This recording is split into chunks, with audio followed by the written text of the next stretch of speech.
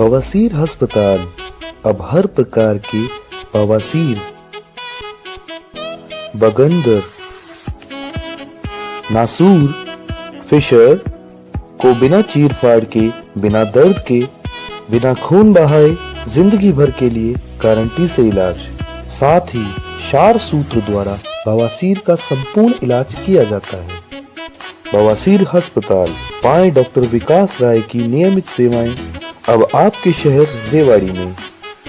हमारा mobile number है 9416427056। हमारा पता है नारनौल रोड, रामपुरा चौक, गोसाई जी के मंदिर के पास, कुतुबपुर, रेवाड़ी।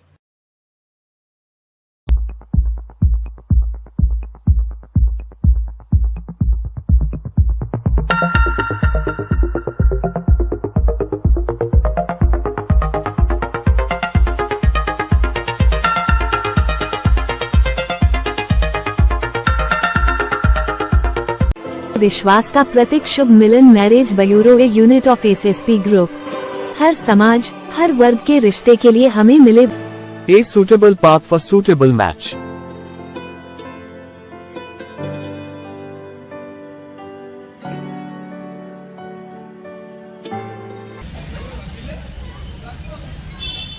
आज रेवाड़ी के सेकुलर रोड स्थित लगभग 124 वर्ष पुराने चर्च में ईसाई धर्म का मुख्य त्योहार क्रिसमस मनाया गया। चर्च में पूजा अर्चना की गई।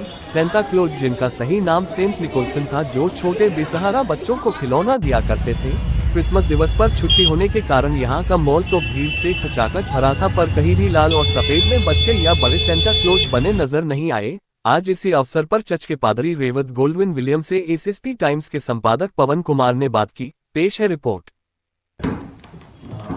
आपका भी बहुत बहुत धन्यवाद कि आप हमारे चर्च में आए। जैसे कि आपने अभी बताया हमें कि हमारा जो चर्च है 129 साल पुराना चर्च है और हमारे चर्च का नाम सेंट एंड्रयूज चर्च है और हम CNI चर्च डिनोमिनेशन से बिलोंग करते हैं, जो कि दिल्ली डायसिस दिल्ली में पाया जाता है। और तो सर एक चीज़ हमें जो जानकारी में चाहिए, वो जानकारी ये चाहिए कि सेंट क्लॉज का नाम तो आता है कि भाई वो बच्चों को गिफ्ट देते हैं, बच्चों को प्रोत्साहित करते हैं, तो लेकिन इसके इतिहास के बारे में कोई नहीं जानता कि संत निकोलसन कौन थे।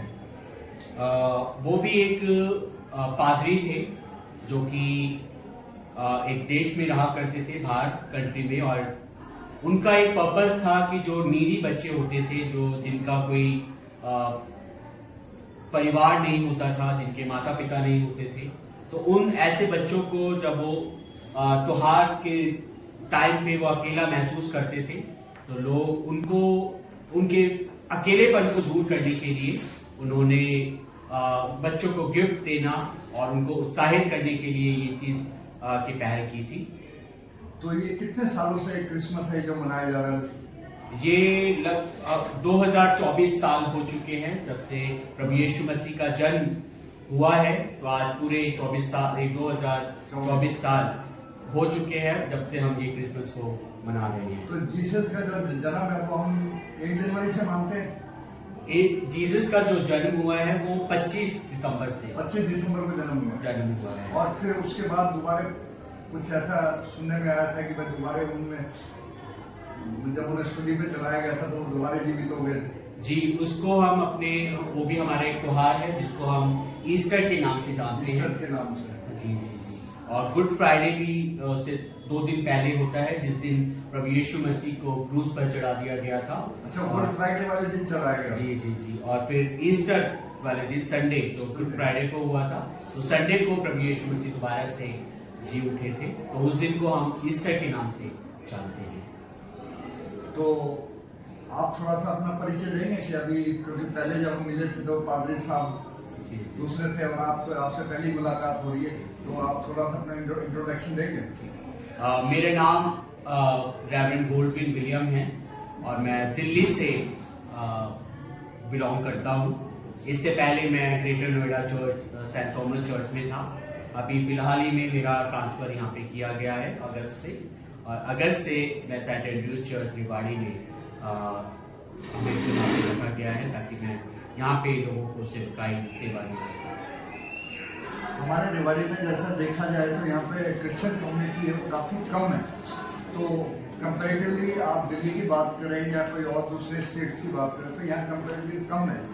तो आपको क्या लगता है कि क्या यहाँ पे आपके इसके धर्म के प्रति कोई जागृति नहीं है या किसी तरह का यहाँ पे ऐसा माहौल नहीं मिल पाया कि जो यहाँ पे मतलब क्रिश्चियनिज्म फले? देखिए, सबसे पहली तो बात ये है कि क्रिश्चियन हमारा मेन मोटिव यहाँ पे नंबर्स बढ़ाने का नहीं होता। जैसे कि आप बता रहे हैं कि कम्युनिटी हमारी छोटी है, लोग कम हैं, तो हम क्या करते हैं कि बहुत सारे लोग हमारे यहाँ पे आते हैं जो अन्य धर्मों से बिलोंग करते हैं। तो हमारा मेन मोटिव ये होता है कि हम उन्हें धर्म परिवर्तन करने के लिए उनको सलाह नहीं करते, क्योंकि हमारा यहाँ पे हम धर्म को परिवर्तन नहीं कराते बल्कि हम जीवन को बदलते हैं। वो आते हैं, अपने जो धर्म को मानना चाहते हैं वो मान सकते हैं। ऐसी कोई परिस्थिति नहीं है कि ऐसी कोई उनके पर दबाव नहीं है कि वो चीज़ करें। और ऐसे ही हमारे जैसे आप देख रहे हैं आज के दिन में इतनी सारी हमारे में तादाद के लोग आए हुए हैं, उसी प्रकार से हर रविवार को सुबह 10 बजे हमारा चर्च सर्विस होती है और उसमें भी हमारे इसी प्रकार से लोग आते हैं। बहुत अन्य धर्म से आते हैं, वो अपने लिए प्रार्थनाएं करवाते हैं, अपने लिए जो ज़रूरतमंद की चीज़ें हैं, बीमार होते हैं तो हम उनके लिए प्रार्थना करते हैं और परमेश्वर हमारी प्रार्थनाओं को सुनता है, उनके बीमारियों को, उनके कष्टों को दूर करता है।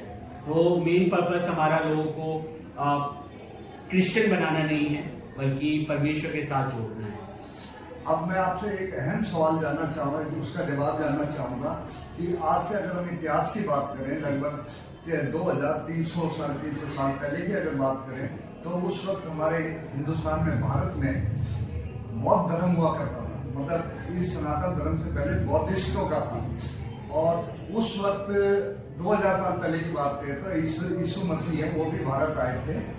उन्होंने बुद्धिज्म को अच्छी तरह अंडरस्टैंड करने के बाद वही चीज जाके उन्होंने अपने उधर इम्प्लीमेंट करनी चाहिए। जिनको वहाँ के जो राजा थे, जो यूनानी थे, उन्होंने मतलब उसको स्वीकार नहीं करा और इसी कारण जब उन्होंने अहिंसा की बात करी तो उन्हें सूली पे चढ़ा दिया गया। तो इस बारे में आप कहाँ तक सहमत हैं? देखिए, ये तो बिल्कुल ही सच्चाई नहीं है, जिसके बाद जो भी आपको जहाँ से भी आपको ये पता चला है। सबसे पहली बात तो प्रभु यीशु मसीह इंडिया में नहीं आए थे। जो पहले जो उनके जो चेले थे, जो उनके साथी थे, जो वो थे संत थोमा, जो इंडिया में आए थे और वहाँ पे इंडिया के मदुराई शहर में, जो साउथ इंडिया में उन्होंने फर्स्ट अपना कदम रखा था, वहाँ पे से उन्होंने शुरुआत की लोगों को प्रभु यीशु मसीह के बारे में बताने की। और इस तरीके से धीरे धीरे कर करके हम मसीही जितने लोग अभी हैं ये प्रभु यीशु मसीह को जान पाए हैं। और जैसे कि आप बता रहे थे कि यीशु मसीह को उनकी बातों को सहमत नहीं थी तो उनको क्रूस पर चढ़ा दिया गया। उसके लिए मैं एक और संक्षेप में आपको बताना चाहूँगा। प्रभु यीशु मसीह जो इस दुनिया में आए वो एक योजना के तहत आए जो परमेश्वर ने हम सभी के लिए की थी, क्योंकि पूरी मानव जाति पाप में थी, अंधकार में थी और परमेश्वर ने हमें हमारे ऊपर दृष्टि की, दया की और उसने हमारे पापों के लिए अपने इकलौते पुत्र प्रभु यीशु मसीह को इस दुनिया में भेज दिया, ताकि मैं और आप जो दुनिया में रहते हैं हम छुटकारा मिल सके, हम पाप से मोक्ष हो सके और अपने जीवन में आगे बढ़ सके। तो उन्होंने उस समय क्या था कि जो बड़े बड़े लोग थे उनकी इन चीज़ों को देखकर जो सच्चाई की बातें बताया करते थे, लोगों को चंगाइयाँ दिया करते थे, जो अंधे थे उनको आंखें दिया करते थे, उनके लिए प्रार्थना करते थे तो उनको देखने लग जाते थे। तो ये सारी चीज़ थी, लेकिन जो बड़े लोग थे वो इस चीज़ को देखकर यीशु मसीह से चिढ़ने लगे और उसको उनके बारे में ऐसे षड्यंत्र को रचने लगे कि किस तरीके से इसको पकड़वाया जाए, किस तरीके से इसको क्रूस पर चढ़ाया जाए। इसी के तहत ये सारी चीजें हुई थी। अब सबसे अहम सवाल जो मैं उसका जवाब जानना चाहूँगा वो ये है कि इस वक्त अगर हम पूरे एक वर्ल्ड को उसमें देखें हम तो जो अन्य धर्म है खासकर एक विशेष जो इस्लामिक धर्म है उसके मतलब उसका हर जगह विरोध हो रहा है, तो इस बारे में आप कुछ कहना चाहेंगे? देखिए, किसी के धर्म को बुरा कहना तो हम नहीं समझते सही है, क्योंकि हर एक धर्म अपने अपने उसके लिए ऊपर है, अपने सब अपने उसके लिए वो ऊपर रखते हैं।